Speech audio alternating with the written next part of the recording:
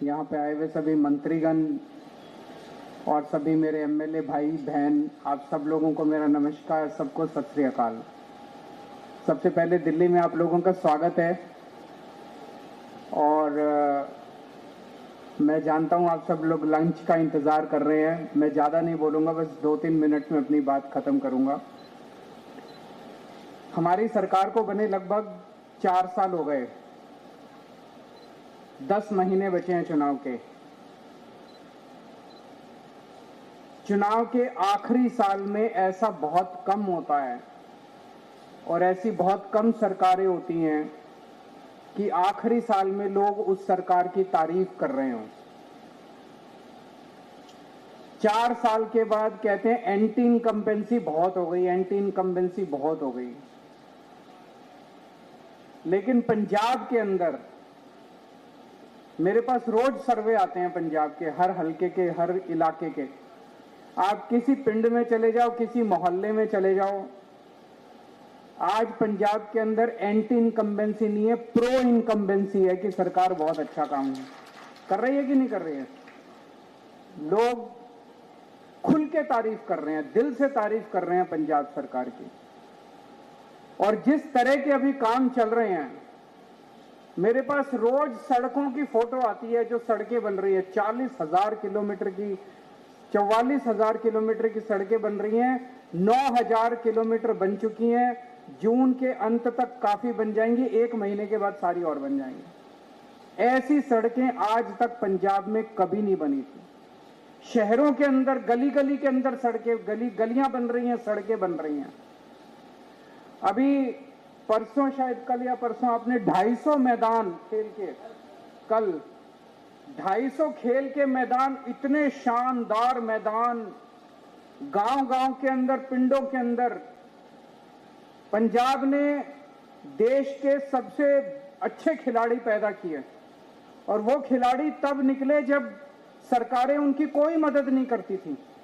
अब हर पिंड के अंदर इतने शानदार खेल के मैदान बन रहे हैं। 3,000 गांव में ऐसे शानदार मैदान बनेंगे और 6,000 गांव के अंदर नॉर्मल मैदान बनेंगे। हर गांव के अंदर खेलने के लिए बच्चों को मैदान मिलेगा। सारे जो तालाब थे, गंदे तालाब थे, उनकी सफाई करा दी गई। हर खेत के अंदर सिंचाई का पानी भेजा जा रहा है।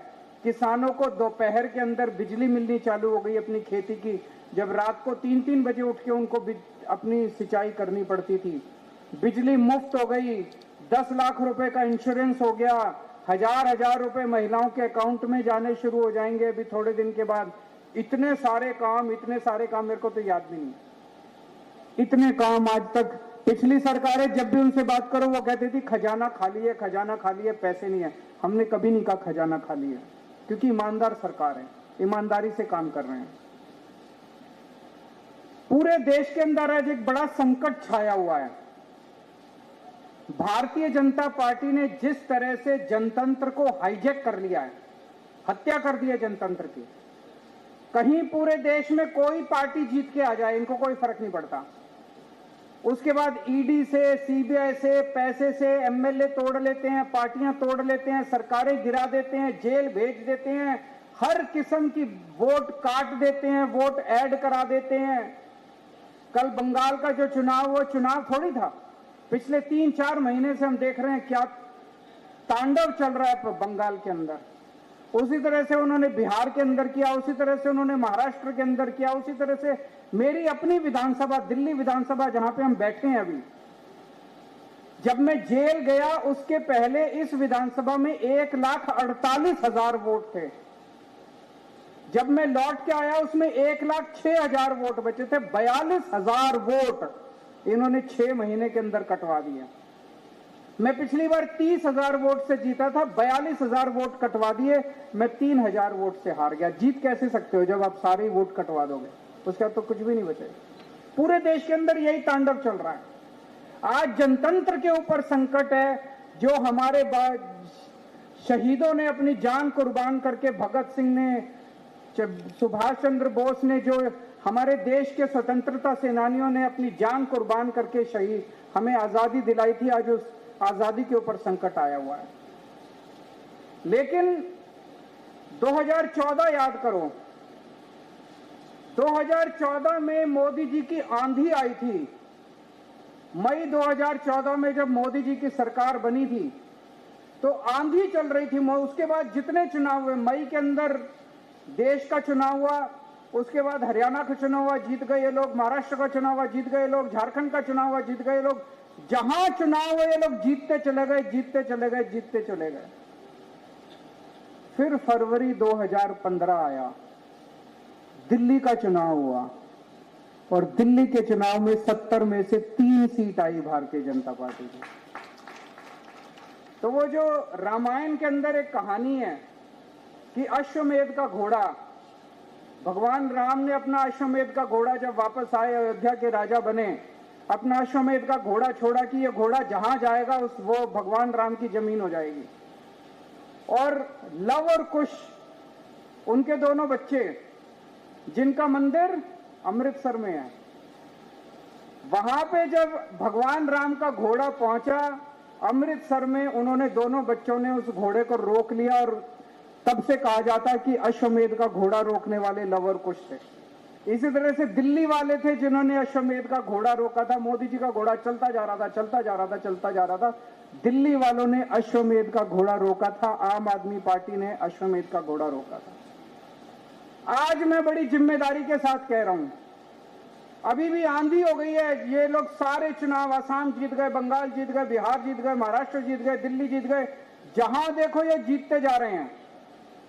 अगली साल फरवरी के अंदर जब पंजाब के चुनाव होंगे, इस बार अश्वमेध का घोड़ा नहीं रुकेगा। पंजाब के चुनाव के बाद मोदी सरकार गिरेगी, देश के अंदर मोदी सरकार का अंत पंजाबी करेंगे, मोदी सरकार का अंत पंजाब के लोग मोदी सरकार का अंत करेंगे। पंजाब का चुनाव मोदी जी का आखिरी चुनाव होगा, देख लेना। मेरा दिल कहता है, कैसे होगा मेरे को अभी नहीं पता। पंजाब तो आप जीतोगे, पंजाब तो पंजाब के लोग जीतेंगे, लेकिन मेहनत करनी पड़ेगी, घर घर जाना पड़ेगा। जो अभी मान साहब ने कहा, उनको बताना पड़ेगा कि भारतीय जनता पार्टी पंजाब और पंजाबियों से नफरत करती है। एक काम नहीं किया इनके पास, तो इतनी पावर है, सेंट्रल गवर्नमेंट इनके पास है। आरडीएफ में हमें डबल पैसा दे देते पंजाब सरकार को, और 10 तरह से पैसा देते थे, भाई लो पंजाबियों ये भी ले लो, ये भी ले लो। जो हक बनता था पंजाबियों का वो भी छीनते जा रहे हैं। कह रहे हैं अगर इनकी सरकार आई तो पंजाब का पानी सारा हरियाणा को दे देंगे, इनकी सरकार आई भाखड़ा डैम ये हरियाणा को दे देंगे, इनकी सरकार आई चंडीगढ़ उठा के ये हरियाणा को दे देंगे, इनकी सरकार है ये पंजाब यूनिवर्सिटी हरियाणा को दे देंगे, इनकी सरकार है ये तीनों काले कृषि कानून पंजाब के अंदर लागू कर देंगे। ये हमें बताना पड़ेगा कि अगर पंजाब के अंदर बीजेपी की सरकार आ गई तो ये तहस नहस कर देंगे, पंजाब को रौंद डालेंगे। लेकिन इनकी औकात नहीं है। आज तक पंजाब के किसी ने भी अगर भारत के ऊपर आक्रमण किया, वो पश्चिम से आया और पंजाब ने उसको रोका, पंजाब ने अपना खून बहा के उनको रोका, बाहर से आने वालों को। लेकिन इस बार अंदर से एक दुश्मन पैदा हुआ है, इसको भी पंजाब के लोग रोकेंगे, अपने तन मन धन से इसको रोकना है। देश को अपना जनतंत्र वापस दिलाना है, बाबा साहब अंबेडकर के संविधान को वापस लागू कराना है। ये हम सब लोगों की जिम्मेदारी है, पंजाब की जिम्मेदारी है, पंजाबियों की जिम्मेदारी है। उसी के लिए आज आप सब लोग यहाँ पे आए हैं। ये 7 लोग जो चले गए, ये चोरी करके गए हैं, बीजेपी ने चोरी करी है। ये 6 सीट किसी के पिताजी की नहीं थी, ये 6 सीट पंजाबियों की थी, ये 6 सीट पंजाब के लोगों की थी।